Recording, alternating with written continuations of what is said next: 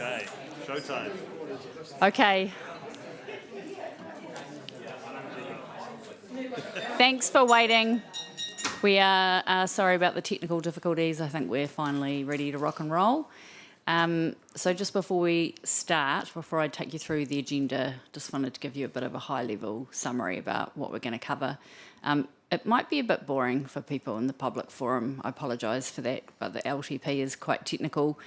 Essentially, this is just an introductory workshop so you can understand how the LTP hangs together. It's kind of like a glossary of terms. So I'm sort of explaining what each part of the LTP is, what our legal obligations are, and what each of the terms mean, and also some of the data that sits behind the long-term plan, so that you understand in the months that are coming which piece of the puzzle when it arrives. So it's just aiming to give you a bit of a summary of how an LTP works and how it hangs together. So that as we start scheduling and timetabling in all of these different workshops on all of these individual topics, you'll have an understanding of where that fits. Hopefully that makes sense. It is a workshop, so as per the usual workshop, it's pretty informal. So if you've got a question, just yell at me or raise your hand or whatever, and I'll turn my microphone off. That's fine. As always, I endeavour to try and remember that not everyone here has a local government background, so I've tried to explain things as simply as possible, but it does apply to, legislation applies, so the legislation isn't always easy to understand. But we'll do our best to make it as accessible as possible for the public and for you all. Anything else? No? So the hair-raising cat on the front, you'll probably get an idea of why there's a hair-raising cat on the front of the slide as we move on, because you'll start to see that the long-term plan is a massive piece of work. It requires input from multiple staff across multiple areas. There are multiple work streams, and they all have to be coordinated in a really and sequenced in a particular way, because one bit sort of feeds into another. And so staff within local government across the whole country find generally long-term plans fairly hair-raising activities. So to start with the basics, we're going to talk about what is a long-term plan. That's fine. I'm going to have to turn around and look. I was hoping I could see it on that, but that's not working. The purpose of a long-term plan, so why we have one, why we need to have one, what the legislation says about why we need to have one. The importance of the strategic framework. So just for the benefit of the public who are here, we are working on a strategic framework at the moment. It's pretty much the building block of a long-term plan, so we're going to talk about that a little bit more, so you understand why we do that and why it's important and where it fits sort of through the rest of the document. Our legal obligations and what has to be included in the document. The basic components of what goes into a long-term plan. And then some of the information and the data that sits behind that. So while you guys might see the output of things, there's often a lot of work being done in the background on data sets that you may not have be privy to. That's often because there's hundreds of thousands of lines of something, in an asset system somewhere that churns out one report because we push a button, or, we spend hours looking at asset condition and things like that. So you will have a workshop on that, but it's often hundreds of hours of staff time in the background getting it to the point where we can workshop that information with you.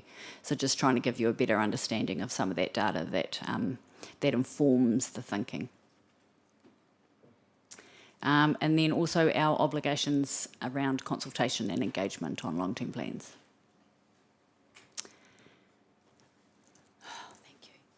Cool. So that's not that, isn't it? Yeah, okay.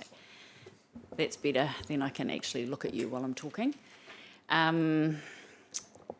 So that's the only trick. So the long-term plan is essentially our 10-year commitment to the community. So it's been described in other places as a contract between the council and the community. So it's a 10-year look at our whole activity and including what the costs are for those things, and then we go and talk to the community about that, and then essentially it is, what the outcome of what we end up with is essentially what we are then contracted to deliver. Can you just do that? Yep. So where does the long-term plan fit? So most of you will know that we do a long-term plan every 3 years. And then for the 2 years between a long-term plan, we do what is considered an annual plan. I'm going to whip through some of this because we've got a lot of slides and I don't want to repeat over the top of stuff if you already know, but I'm just making sure that you've all got the basics in place. So, and in addition, every year we do an annual report which looks at how did we deliver that year against what we said we were going to do. So it looks at the long-term plan or it looks at the annual plan. Still making sense? So a long-term plan has a 10-year horizon, but it's reviewed every 3 years. And so that's the basic planning cycle there in that little picture. So the purpose of a long-term plan is set out in Section 93 of the Local Government Act. And I thought it would be quite useful just to cover that off because these are the things that we have to provide, so we don't have any choice about those things. And I know there is often frustration within the community about our long-term plans and how they're written and how they're hard to understand. And unfortunately, we don't have a lot of control over a lot of what goes in there or even necessarily over the language that is used because a lot of it is heavily influenced by legislation. So the long-term plan must describe the activities of the local authority and it should also describe the community outcomes of the local authority. So what are your kind of goals, your long-term goals, and what are you trying to achieve as an organisation? It's meant to provide for integrated decision-making and coordination of the resources of the local authority. So, and the reason they use that word integrated is so that it's meant to stop you from looking at one particular area or making one decision in isolation from what the rest of the organisation does and also what your own strategic objectives are. It also is required so that we take a long-term focus. So we have infrastructure that lasts for 10, 20, 30, up to 100 years. And our infrastructure strategy goes for 30 years. So we want to make sure that we take that long-term view. So a lot of our assets are long-term, our investments are long-term, so we want to make sure that we have a long-term horizon. So we're taking a strategic view of what the community looks like, and it's not necessarily just about tomorrow, next year, or even the electoral term. It needs to take a much longer view than that. It also provides a basis of accountability to the community. So it's basically a transparent set of, here are our activities, this is what we will provide, this is what you can expect from us, and then what that costs to deliver. And it provides an opportunity for participation by the public in decision making. So it's kind of the key tool that we use to enable local democracy within a community. Acknowledge that it had some flaws because it is quite inaccessible for the basic person. And that's something local government has been advocating with central government for a long time around changes. But at the moment, it's the best tool that we have. So what does it include? So it is a strategic planning document. So it should be viewed that way. So it is around what is your long-term strategy, and the activities that you provide are around they should align with your long-term strategic goals. So it typically has a vision. It has community outcomes or goals. It has your strategic direction. So if there are any strategies that you have in place that support that long-term direction, it details what those are. It contains all of the activities that you are going to provide. So this is the services that we provide our community. We call those things activities. I can provide this PowerPoint to you afterwards if you don't want to take notes. We also include in there what we call levels of service, and I'm going to talk about what a level of service is later because I understand that might be a term that might not be familiar to you. It typically includes or has links to the financial and infrastructure strategies. It also has a range of key financial policies and also budgets for the next 10 years. Yeah, I'll drive that. I'll just look better. So in terms of how it hangs together and the order that it works, and this may explain or highlight to you the reason why we are doing things the way we are doing things currently, is that it is good practice to start with your vision. So as a group of councillors, and strategy is the responsibility of the council, so it can't be delegated to staff. Staff can assist you and are here to implement your strategy, but the actual strategy itself is the responsibility of councillors. So everything that an organisation does really should start with your long-term vision. So what is it that you are trying to achieve for this community? What does this community look like in 30 years? Why are we here? Why are we doing what we do? If we don't have that, there's not really a basis for any of the other work that we do. So then that gets broken down into more specific community outcomes. So community outcomes are the goals. So what are the goals that help us to achieve that vision? So they are also aspirational and they are future-based statements.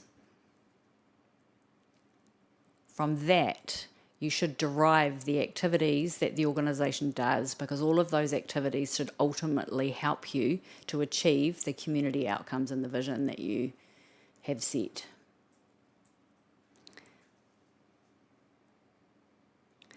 And then once you have the activities that you are going to deliver, then you also then work out what are your levels of service. So each activity will have a level of service or a couple of levels of service.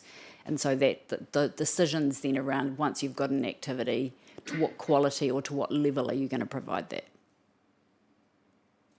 And then once you have determined which activities and what levels of service, then we would go away and do some work around costs. And this is where the process becomes iterative. So, and in the last LTP, for those councillors who are returning, we looked at levels of service and we reviewed levels of service. And we looked at costs, and so we went back and we said, do we still want to provide this activity? Do we still want to provide this service? What are the costs? What would we save if we didn't do it? And so then there is a bit of an iterative process around perhaps some of the activities you may choose no longer to do, or you may want to add some, or you make some changes. So there's a bit of an iterative process between budgeting and activities and service levels, which those who have been around the block will be familiar with. Some of this presentation I've taken from the Tai Tuarā presentation, and they did have some useful quotes. So this relates to the vision and the community outcomes aspect of a long-term plan. A successful long-term plan must be grounded in an understanding of the demographic, economic, cultural, environmental and social factors that shape the world around your local authority and the needs and the aspirations of the community. If you don't have an understanding of that stuff, it is very difficult to come up with a long-term strategy. So your vision and your goals for this community should be based in data. So the workshop that we've just had, so understanding the economic constraints of the future, some of the opportunities that there are, what the data is telling us, that's all really important information which is going to help you make decisions about the kinds of activities that we provide. Yes, definitely, and I'll get to that later. So, and we've talked about this in our strategy day. So the horizon for a long-term plan is the useful life of assets. So we've talked about that. We've got assets, and some of our assets last for a really, really long time. So we want to make sure that we're planning for a long term, not a short term, because our investment lasts for a long time. The payback period for those investments is over a long time.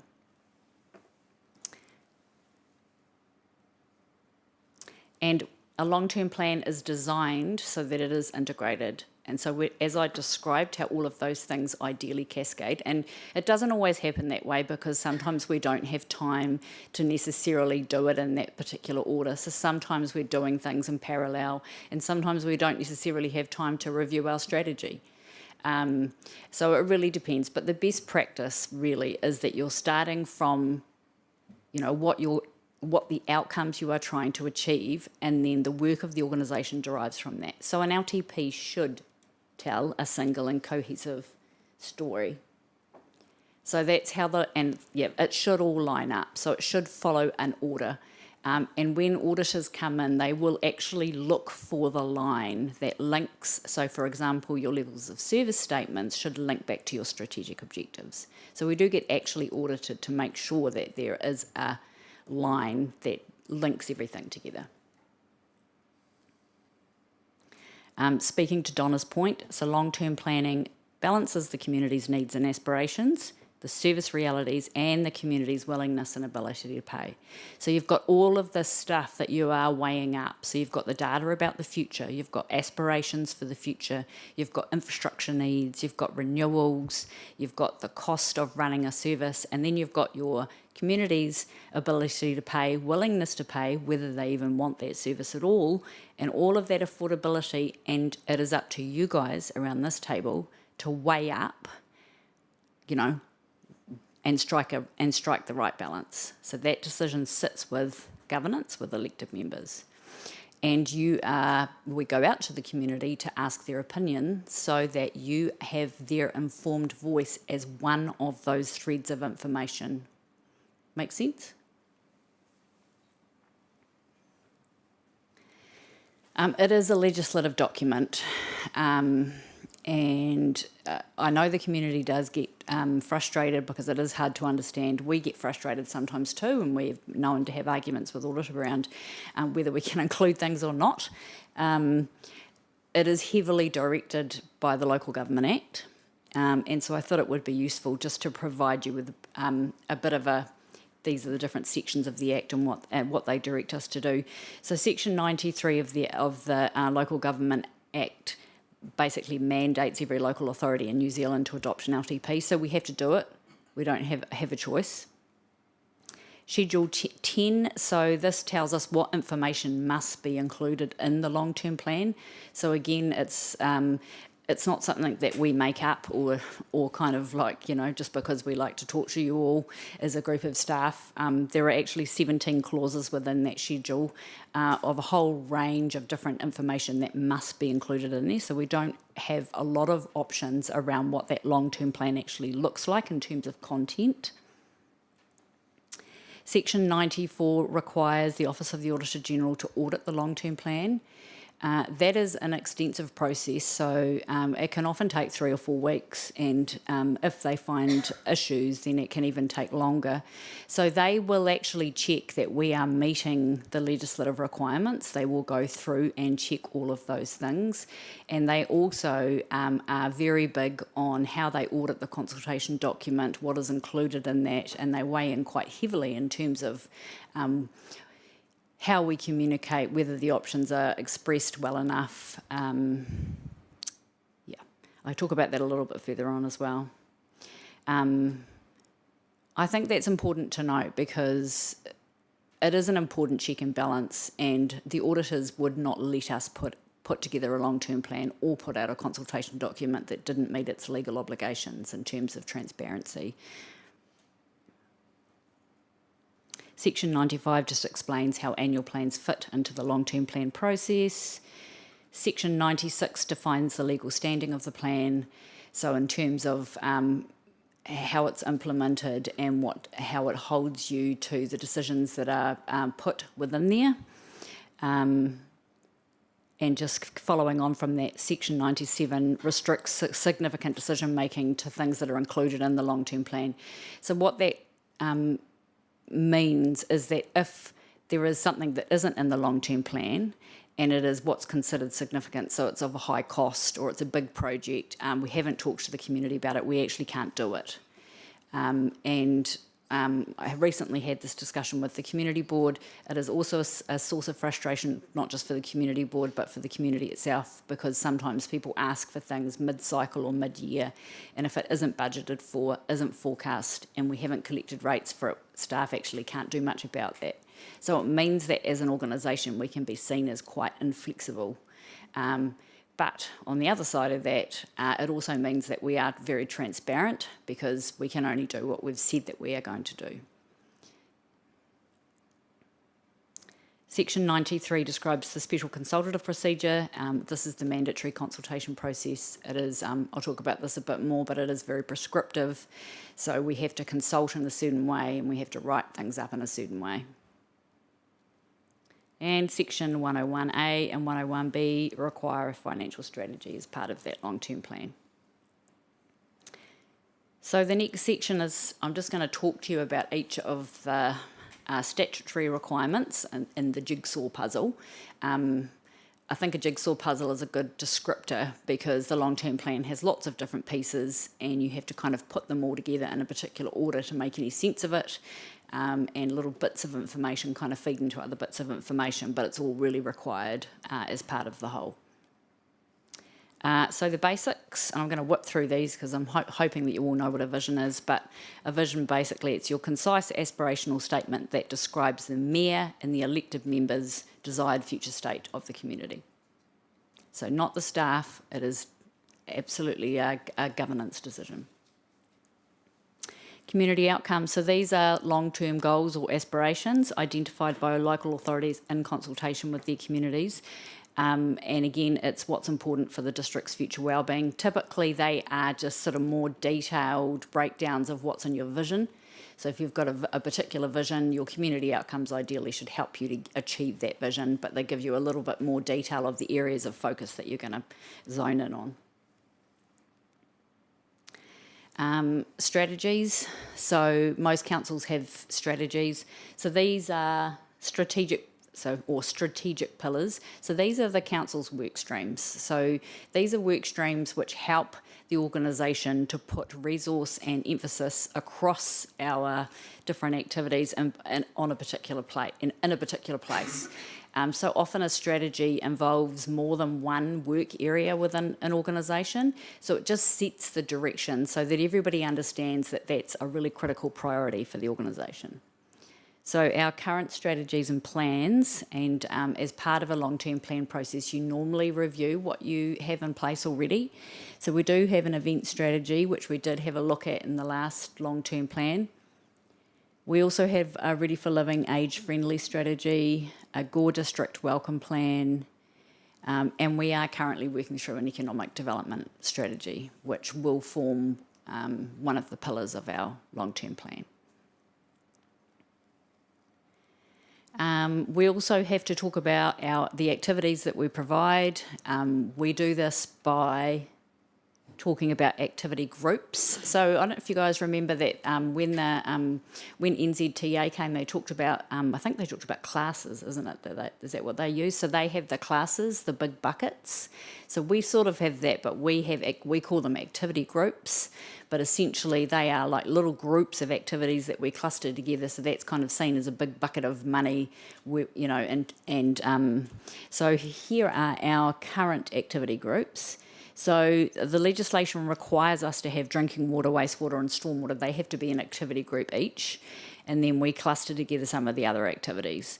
So, for example, the libraries is an activity, but it falls within the activity group of community services.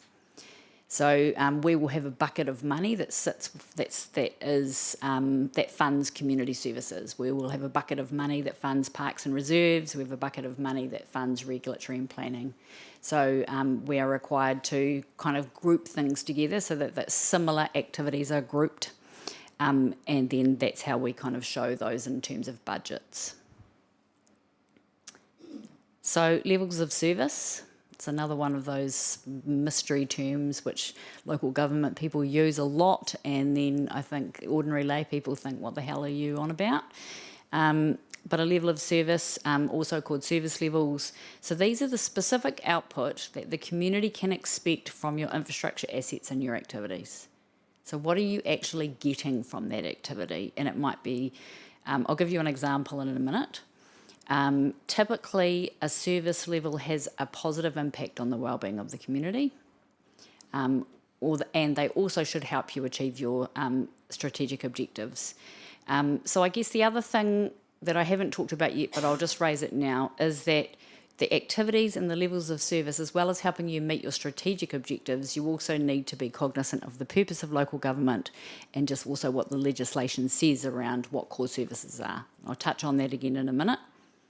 In the meantime, though, here's an example of a level of service. So being within walking distance to safe and modern playgrounds. So it's a descriptor of It's kind of a description of what you get from an activity, if that makes sense. Does that make sense? So it's an output, but it's also what you get or what how the community benefits in a descriptive way.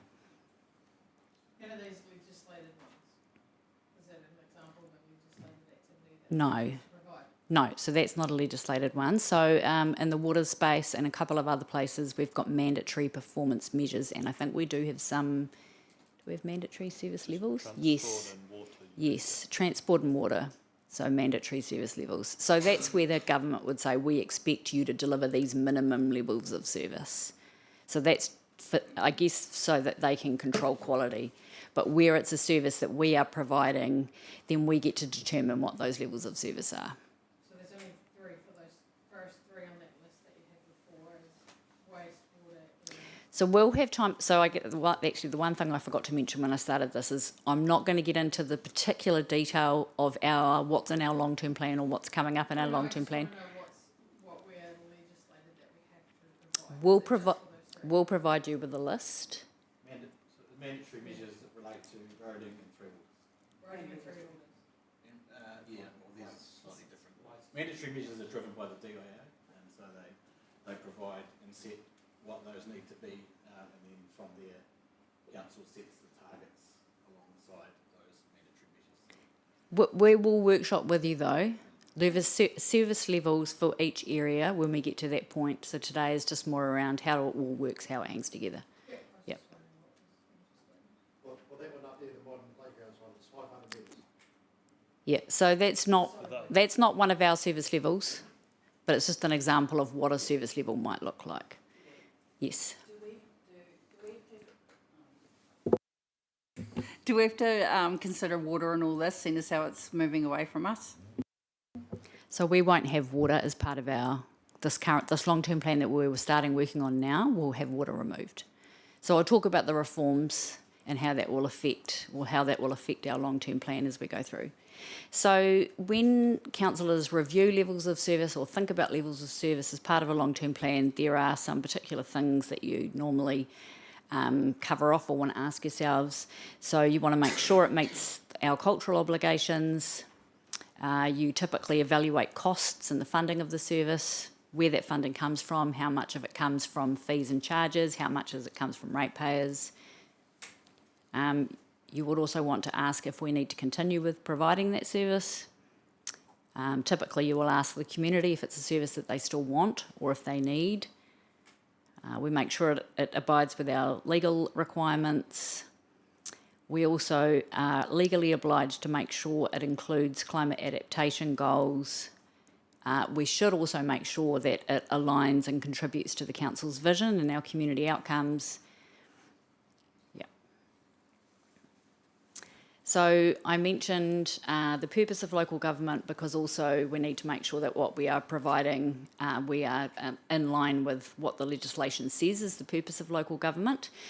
This is the proposed new purpose, which is currently under review at the moment. So it hasn't been passed into legislation yet, but it's probably worth just noting that there. So many of you will remember that we had the 4 wellbeings as part of so this has been replaced with good quality, cost-effective and local infrastructure, public services and performance of regulatory functions. And also they have mentioned local economic growth and development as important. The other important thing is that they have defined what a core service is. So when you're looking at the activities that you provide and the service levels, you also need to be cognizant of what the legislation is telling you is core. So the legislation tells you that you must have particular regard to the contribution that the following core services make to your communities. So there's network infrastructure, public transport services, so that both of them, those are about roading. Obviously, we don't have public transport in Gore. Waste management and minimisation, civil defence, libraries, museums, reserves, and other community and recreational facilities. So those are considered, well, they are proposed, because this is part of the new legislation which is currently being worked through, to be defined as what core services are for local government. Okay, so the other critical part of a long-term plan are performance measures. So, we talked about levels of service, and we talked about how levels of service kind of describe what that activity will achieve, or a particular output that you're going to get from that activity. What we need to do to make sure that we are delivering what we say we're going to deliver is we need to work out how we might measure that. So if we've said we're going to give you a particular output, or we're going to provide you with a service to this level, then what we need to do is work out to make sure that we're accountable and make sure that we are actually delivering what we've said we're going to deliver for the money that you've invested. How can we measure that? So with each long-term plan, we also set what we call performance measures, also known as KPIs. You guys will all remember that because you had a report on that, not in this council meeting, but the one before. So those performance measures are set every 3 years in a long-term plan, and then we report on those often more than once a year, but at the minimum they must be reported every year in the annual report. They are reviewed every 3 years in the long-term plan. So they're a tool. They provide an assurance to the community that we are doing what we said we are going to do, and they also provide an assurance to the council that the organisation is delivering the service levels that the councillors have set. Hopefully that makes sense. Ignore the definitions in here because I borrowed this from someone else and they're a bit technical and hard to understand. But I think the logic, and I've tried to explain this in the earlier slide, but it's probably worth repeating. So the rationale for your service delivery is really your strategic framework. So why do you do it? So that's how, in terms of performance, that's what you should always start with. Why are you actually delivering this service? What is the actual level of service? So what is the description, or what is the output that the service level provides? How are you going to measure it? And then what is the target? So for example, if you, some libraries might have, we're going to measure how good we are by the number of events that our service level is that we're going to run this number of events every year, or we're going to run great events that bring people in. The target might be a certain number, and then we will measure those. I'm going to hand over to Lorna. She's not going to spend a lot of time explaining these, but she'll just explain that these are kind of the basic financial information that has to go into the document. Thank you, Debbie. And as Debbie said, these are statutory required. So the financial stuff is very, very legislated, very prescriptive, and again, like Debbie said earlier, is sometimes difficult to understand. Underpinning all of our financial statements that we're required to do are the significant forecasting assumptions, and these are audited.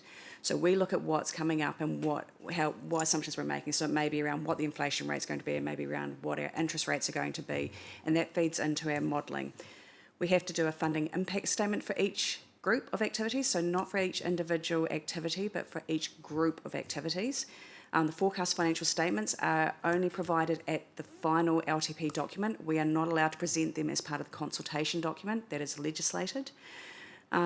We compare that to the previous year's financial statements, and we have an overall council funding impact statement as well. The funding impact statement also includes how the rates are divvied out amongst each of the different types of rating. So whether it's a water and how the water is, the rates are, whether it's water, wastewater, stormwater, whether it's parks. So that forms part of our wider funding impact statement later on in the document. We also have to make a statement around balancing the budget. So in the last couple of annual plans and LTPs, you'll notice that we have consciously made a statement that we are not having a balanced budget because for the prudence of the community, we're going to debt fund some things. But that is a statement that we have to provide. And I've talked about the significant forecasting assumptions.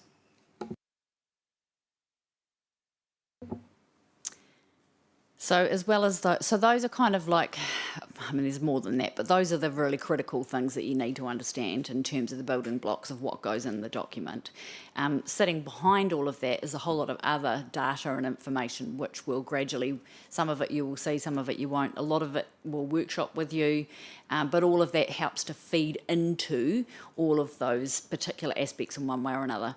So an environmental scan is typically a data, basically. So it's what do we know about the district? What are the kind of surrounding areas? It's basically, it's giving you information so that you can make good choices. So some of what we did today with Polis was that. So if you have a good understanding of the current economic situation that we're in, and also the economic forecasts, you as leaders can make better decisions for this community. So an environmental scan helps you to do that. Typically as well, during an LTP, you might review fees and charges. So, we at the moment might charge however much it costs to get into the pools. Overall, we might get this much revenue in total from the pools budget that comes from fees. So you might decide that we're going to look at the fees and charges across the whole organisation and tweak how we do that. Underlying that is a philosophical discussion around, how much user pays belongs within each activity. We have 30-year infrastructure strategy, which I've mentioned, and we have asset management plans. So, and sitting behind those, there's a whole lot of asset data. So we have conditioned on data on a lot of different assets and a lot of different systems, which give us renewal plans, and we have that across multiple parts of the council. And so we will be bringing information to you on those. We are obliged to look at the organisation's carbon footprint and make sure that we have a plan to try and get that down over time. Lorna's mentioned forecasting assumptions, risk analysis. There's a whole suite of associated policies that go alongside the long-term plan, strategies, the district plan. All of these things kind of feed in and form part of the data which informs your decision making, but also the financial data as well, in terms of what we need to do and what we need to plan for. So 2 key documents that underpin the financial statements are the financial strategy and the revenue and financing policy. So the revenue and financing policy is a piece of work we're going to be doing. We're going through a whole group of individual workshops with you around what it does is it looks for who pays for what and how each activity is funded. While the strategy sets out the long-term vision of how we're going to approach our financial health, managing our combined impact of debt and spending on the organisation. Revenue and financing policy is a mandatory requirement. Once we get it done, we will get it peer reviewed because it is an area that can trip up councils if you don't do it properly. But effectively, you'll look at going, who, as Debbie mentioned, who should be paying? Is it a public good? Is it a private good? What proportion should be user pays versus rates? And who in the rating community should be paid? Is it more related toward commercial and rural, etc. like that? So not going to go into the detail on that because we'll have a whole heap of workshops later. Financial strategy, as I said, it talks about we set our debt limits, we set our rates limits, we look at our financial capacity, risk management, and our overall fiscal responsibility and sustainability. So that's how we look at the longer term. So in the last LTP, we talked about coming back to a place where we are paying down debt and becoming more financially sustainable. And so if we deviate from that, then we have to go out and consult. So these are really, really key documents for keeping us on track and keeping us honest with the community.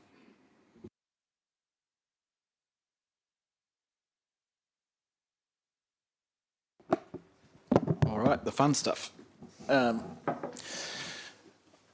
The 2 key documents relating to infrastructure as part of the LTP are the infrastructure strategy and our asset management plans. At a high level, infrastructure strategy is our longer term document, so that's looking at 30 years minimum. It's required as part of legislation.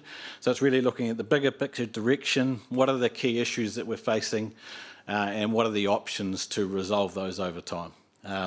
Covers our core assets, such as roading, three waters, and flood protection, which is managed by regional councils. On the other side, asset management plans, so they're our more detailed 10-year plans. They look at how the assets are operated, maintained, renewed, funded. They're required to be in place for three waters and roading. And at some councils, they might have activity or asset management plans across a number of other different departments as well. They are, as I said, they are mandated by the Local Government Act, and that's to ensure the sustainable, affordable ensure sustainable and affordable services, and also the stewardship of those public assets. We're talking about obviously big dollars associated with those assets, and for those they have an extra level of eye from audit to make sure that we're doing our job properly to manage those assets for our community. The infrastructure strategy, so as I said, at higher level, but it really focuses in on some of these typical issues around growth and demand, because that obviously has an impact on the type of assets and the size that we need to provide. It also looks at how old the assets are and when we're going to renew them. Talks about climate change and resilience. So in terms of that, it's making sure that the infrastructure that we are building into the future is thinking about increases in intensity of rainfall and those sorts of things, and how we manage that. But it also talks about, as Deb's talked about a lot, around the level of service that we're trying to provide, and we're trying to then balance that with affordability. We'd love to just go and dig up all our 80-year-old pipes tomorrow and replace them, but we need to do that in a way that's manageable, affordable for the community, and that over the life cycle of that asset we're able to pay that off, and it's also paid off by the generations that will get benefit from them. In terms of some of the outputs, again, it's about the strategic side of our asset planning. So when we renew, what we're going to expand and grow and improve, and do we need to reduce in some areas. It also signals for future LTPs about some of the significant funding challenges that are coming. Examples of that might be around a wastewater discharge consent, which expires in 5 years' time. We know that we've got to meet higher environmental standards as part of that, so we need to look at how we upgrade our wastewater treatment plant so that it can meet those standards. It also provides an analysis of options and a preferred way forward for councillors to consider, and that feeds in across the activities that we provide. Asset management plans, a little bit more into the detail around maintenance and renewals. So again, looking at these on a yearly basis, what is coming up that we need to sort of structure in and when. It's critical that we have the best possible asset condition and performance data around that. That's something actually as a council we need to improve. It's not going to improve overnight, but we are making steps to get better understanding, rather than just saying generally a pipe lasts for, an AC pipe might last 80 years. We actually need to investigate those through samples to actually identify, is a pipe due to fail now, or has it actually got another potentially 15, 20 years of life, so we can push that out and focus more on a different replacement or renewal. Talked a little bit about life cycle costs, so understanding what the cost is to replace an asset and how long that's going to last for, and how we need to fund that appropriately. It deals with risk management, so looking at what the risks to our assets are. We talked a little bit about resilience, making sure that we're building in and trying to allow for future growth and demand where possible. And it also has the financial forecast. So what is the likely cost of doing this in 5 years' time, in 10 years' time, and starting to build that picture so that we're starting to plan accordingly for that. And again, so that they provide the reasons behind why we set the budgets for the council then to review and look over and make the decisions as part of the LTP, and it enables us to prioritise and optimise our asset management. So that's really about us trying to, again, make sure that we're not just replacing blindly, that the stuff that needs to be replaced ASAP is getting replaced, and the stuff that we're able to sort of extend out, again, to maximise the life that we are doing that. So those documents are pretty chunky. The infrastructure strategy is 50 pages. Each of those asset management plans is 150 pages of technical engineer speak to work through. They are quite complicated documents, but they are critical in terms of making sure that we are managing the assets to the best standard we can. Yes. I presume the CCO will do all the water ones from now on, and will be just infrastructure of roads, bridges and buildings. Yes, correct. So that our infrastructure strategy is going to look a little bit different, and probably a thinking forward point is with Three Waters going out and going into what's going to be called a water services strategy. Pretty exciting terminology there. We need to think about, as a council, what then comes in and starts to build on our infrastructure strategy. Do we want to expand that now to look at things like parks and reserves, the multi-sport complex, our property portfolio, to make sure that we're starting to build that into the document that's facing out to our communities around this is what's coming forth. So those are some things we need to think about going forward. Just building on for that, for the CCO stuff, will there be a strategy of like expectation of what we're expecting from the CCO to be in that document in the plan as well? Yes, that won't sit inside the water services strategy. That will sit inside the statement of intent and expectations that are set as a shareholder with the CCO board, and so that'll be part of that engagement process, and that'll be more frequent than the water services strategy, which is on a longer term basis. So does the LTP gets done every 3 years, but the water strategy for the CCO, will that get done annually on the annual plan, like our expectations, or will that get done on the LTP? Sorry. Similar type process, I think off the top of my head, I think it's 5 years though, review for a water services strategy for a CCO. It's a bit different for an in-house business unit, but also as part of that structure, there's an annual planning or annual business plan requirement for that. But again, the water services strategy is looking at a similar sort of time frame of 10 and 30 years out. So.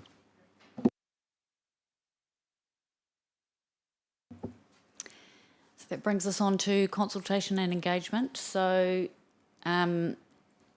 we have to use the special consultative procedure, which is outlined in section 93 of the Local Government Act.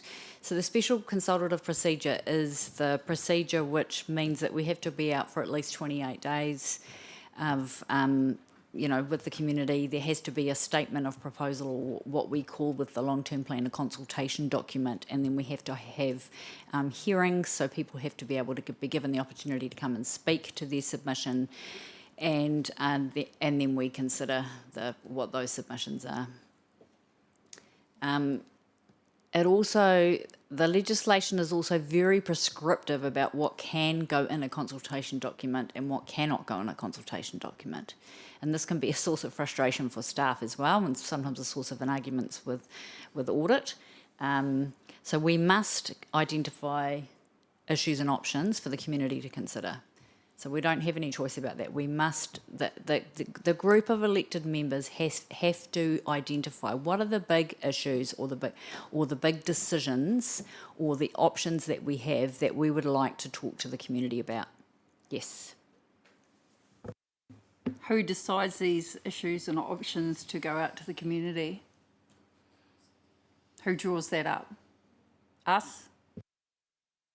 So typically the issues are not, basically you guys are the decision makers. So typically the decisions that you make are big decisions, or there are often options associated with those decisions. So you may decide that you have a preferred option to do a particular thing, but you would like to check with the community about what they think about that. So typically the direction comes from around this table, and the consultation document is then written up by staff. So we put that together for you on your behalf, we bring it back to you, you approve it, and then it gets audited. Sorry, Debbie just asked, when we have those consultations and it states a preferred option, do we have to put that on it? Yes, and the reason for that is because you have to model your preferred option in terms of financials. So you have to have an option to be able to model what that looks like financially, and then you have to show then what the consequences are of deviating from your preferred option if the preferred option isn't done. Does that make sense? No. Because if you have three options, I think most people can look at that and think option one, if you put the costing of it, is there, option two's there, and option three's there, and they can pick that. They don't have to be told that there's a preferred option. I find that very difficult. But if it's we can't do anything else, but I think it's well, no, well, it is leaving a choice, but I just wonder why it's done. It's essentially done for financial purposes because you've got to agree which one you're going to model. You can't model three different options because you'd be running a whole set of all these different financials in all multifactorial ways, if you know what I mean. You know, somebody might go option one and then the next issue it's option two and the next issue option three. You'd have to be running kind of like 15 different financial options and modelling all of them, which would just be a ridiculous amount of time for staff. So you kind of have to take a line in the sand in terms of what are we going to financially model. Then what you do is you look at the implications of deviating from that one model, but you don't model that the impact of that on the whole, if you know what I mean. You can kind of describe the deviation from you. I hope that makes sense. It probably doesn't make sense for those of you who don't work in accounts, but those of you who work in accounts might know what I'm talking about. But and I think the other thing to keep in mind is that we have 41 business units within our financial model. So it's not a simple kind of like P&L, like it's got multiple inputs. And then because of the way rates are calculated as well, there are a whole lot of complicated formulas that sit behind that. So running a model is not quick and I push a button in 24 hours, it's done. It is complicated, it takes time. And as soon as there's one little mistake somewhere, it can take days and days to find it because it throws out the whole thing and you can only tell by looking at the output. But, sorry, but Debbie, that preferred option that goes out, that has been either workshopped with us or come to us at some stage, and we have workshopped our way through it to come to a preferred option. Yeah, so the council decides what the big decisions are, you come up with the options yourselves, we just help you to put that into a consultation document in a way that meets the requirements of the legislation. I know we did have an argument with audit around the preferred option for assets, and we tried to do it a different way and we're told no, we couldn't. Unfortunately, the legislation doesn't always go in our favour, and it isn't always easy to understand for the community, but it is what it is. Those are the boundaries that we have to work within. Yeah, thanks for that. Look, it's completely back to front from any ordinary business. That's a key thing, because you look at what the cost was and work backwards and think, well, how are you going to do it? And it just feels the other way around. I understand what you're saying, and yes, I'm not 100% with it, though. Yeah, I tend to agree with you that it is a really complicated system. It's designed to create transparency, and they're trying to do it so that you are creating as much financial transparency as possible, but it does make it frustrating and difficult for the community to understand.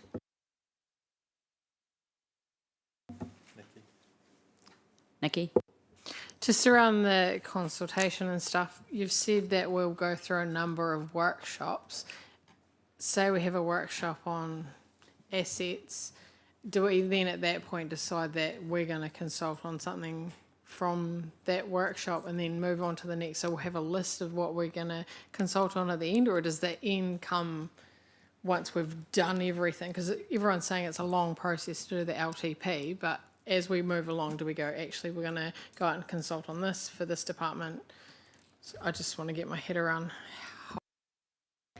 So it's a bit of both. So it's kind of an iterative process. So typically, so you wouldn't have a workshop on assets. You would have a workshop on one, like a business, like you might go, okay, we're going to talk about assets related to roading, and we might have a workshop on that, and then you might decide that actually your preference for levels of service for roading is that you want this level of service, not that level of service. So we might go, okay, that's a preference, but until we model financially what that looks like, it's really hard for you to make a decision. So we sort of keep a running tally of these are the kinds of issues that you've flagged. Then we might loop back to that later, and then when you see the impact of that particular thing, we try and do that in a rough and ready way. And you've kind of seen examples of me trying to give you rough and ready financial data, but until you've actually run it through the financial model, you don't really know the impact. So sometimes you might change your mind, is what I'm saying. So yes, stuff might come out of a particular workshop, but then as other information comes from other parts of or other workshops, and then when we pull all of that together into a kind of final, actually this is what it's actually looking like, here are the impacts of all of the different decisions you've made, you might reverse out of some of those. Does that make sense? Yeah, it does. I'm just wondering if there is a limit to how much we go out and consult on. How many items? Like if we... Well, yeah, how many questions we can ask, or how much information we do try and get back from the community once, because we're a fairly different council to what we have been in the past, and I'm just... So I'll get through the rest of the slide and see if you've still got questions at the end of it, because it's probably relevant.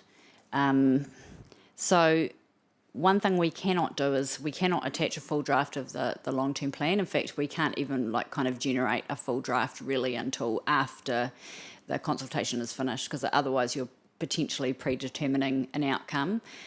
We cannot attach draft financial and infrastructure strategies. So again, we have to attach those to the final. You can't include in your consultation document any detailed information that doesn't relate to the options that are on the table. The options can only be significant changes only, so they have to meet a certain threshold for significance. Significance is described and defined in our significance and engagement policy, but essentially there's a trigger in terms of whether the asset is particularly important to the community, or it has to be over a certain threshold for it to be considered a significant issue. The consultation document has to be simple and concise, and the auditors look at all of that to make sure that you comply. So while they don't say there is a limit in terms of the number of issues, there is a limit to how many pages people will read. And so typically you try and restrict what are the big meaty things that are going to make a big difference to what people see, feel, experience from this council, or big kind of meaty, costly challenges. You can't consult about every tiny little thing, because otherwise you'd be there forever and nobody would read it. Does significant changes only, that's obviously what the level of service potentially could be and change, and dollar value? Like if you're going to remove a certain chunk of a proportion of a budget to something and it's going to affect it, is there say you're going to cut $500,000 from something, what is the level of significant change? So it's defined in the policy, and I can't remember off the top of my head the percentages, but it's a certain, depending on whether it's a capital project or an operational project, it's a certain percentage of your total operating budget or a certain percentage of your capital budget. I can bring that information. It's based on the significance and engagement policy, which is adopted during a long-term plan. So it's one of the supporting policies that you will be made aware of as we go through this process. Yeah.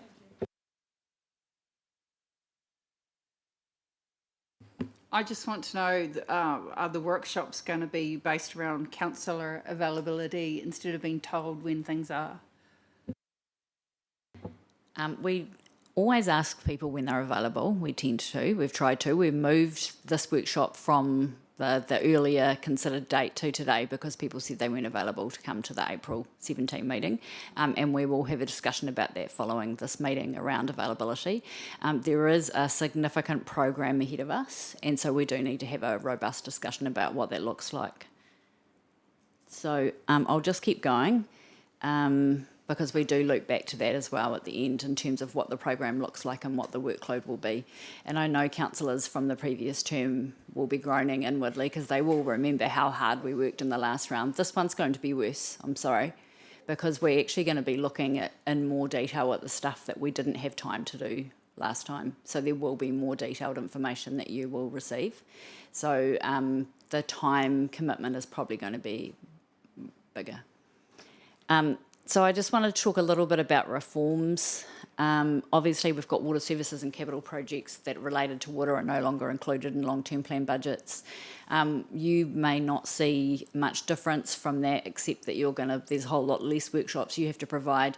But what that means for us is that we are working in the background to make sure that all of that asset information is removed out of our systems and successfully transported into other systems, that our financial system is able to carve that piece off without breaking. So we've got sort of two quite big significant pieces of work underway at the same time. The other important reform that may be coming is that rates capping may be taking effect from 1st of July 2029. So we will be having to factor that into our financial modelling, because it would be prudent to do so unless the legislation changes, and that may occur if there is a change of government. If that does come into effect, there potentially will be some pretty difficult decisions that will have to be made. And so potentially, longer discussions and more workshops that may arise from that.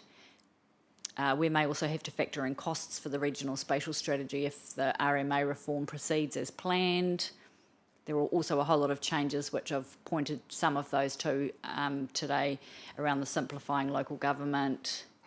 What that does mean is that because we've got a whole lot of legislative changes that are kind of midway through, all we can do is plan on what we know now. And that may change. What that means for us, as staff and for councillors, is that if there are changes, that we may have to start again on some things. So there may be work, and then there may be rework. Not much we can do about that, unfortunately. It's just the environment that we live in. Yeah. So a bit of a point around, so all of this data and information, I just want to make the point that it does require really good, strong, disciplined project management.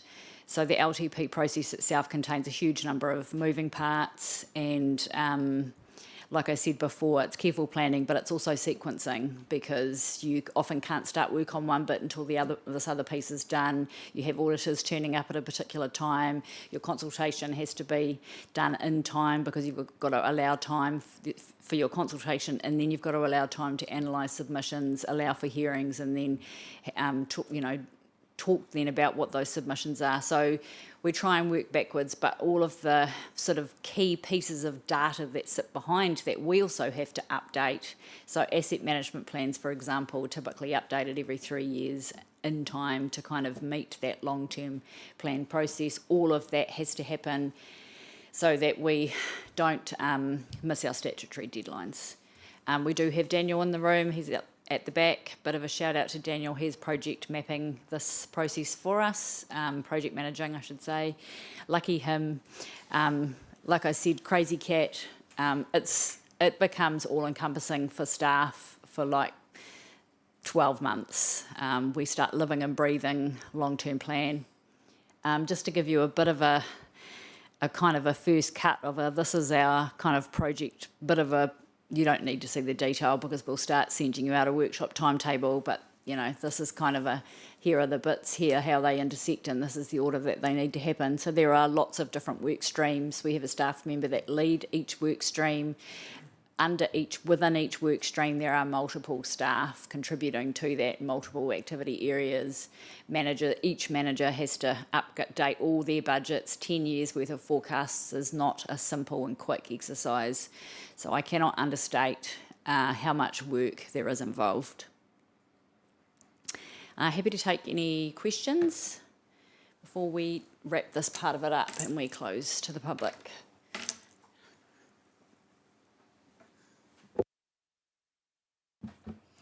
How do you forecast the likes of the fuel crisis that's going on? Sorry, Lorna, it's probably a really hard question, but it's a 10-year thing. Is there contingency for likes of COVID or the fuel crisis or stuff like that? Is that something that you have to have in as well?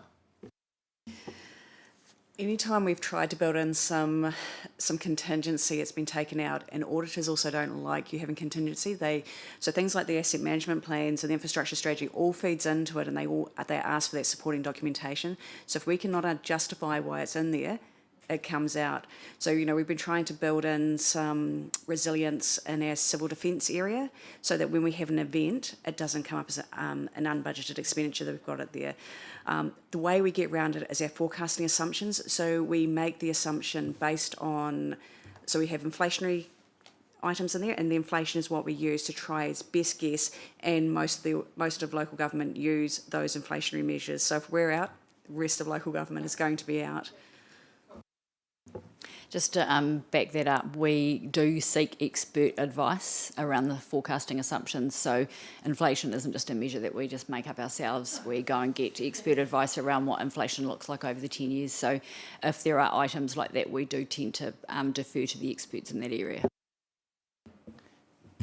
That's probably for you, Lorna, or anybody. It's one of the things that really bites me is valuations. Nothing seems to line up timing-wise. Is that ever going to get sorted? Because what did it cost us this year? Yes, we had planned on it being available by 30th of June or before 30th of June. We'd actually asked the valuation companies that we had used to provide that we wanted it by 30th of April. Unfortunately, there was a couple of niggly things with it that ended up not getting them into July. We are changing, with Three Waters coming out, that will solve some of it for us, which will just leave roading. And what we will do is we will schedule the roading one not in the same year as an LTP. We'll do it the year before, so we've got a better indication of where we are at.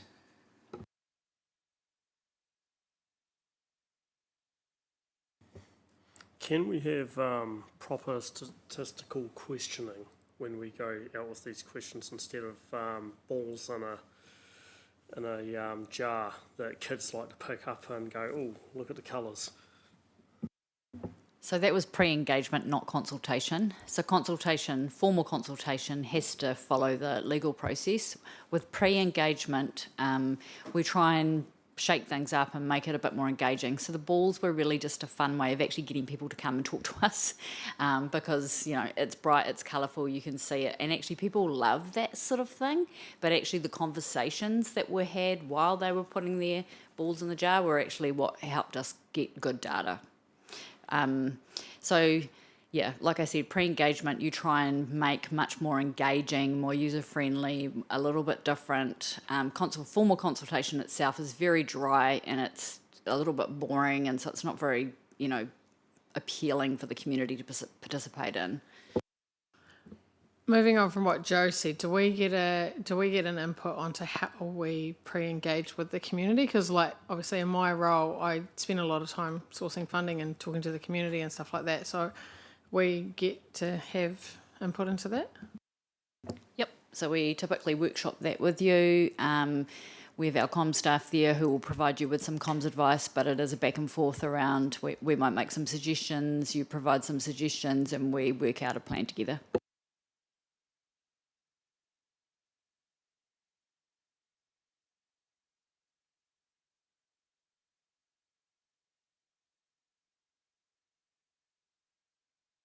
Cool, thank you very much. We will move into the public excluded session and take a quick 2-minute break. Thank you to members of the public for coming along. Really appreciate some of you who have done 3 sessions with us as well, so really appreciate that. Very well done, gold star.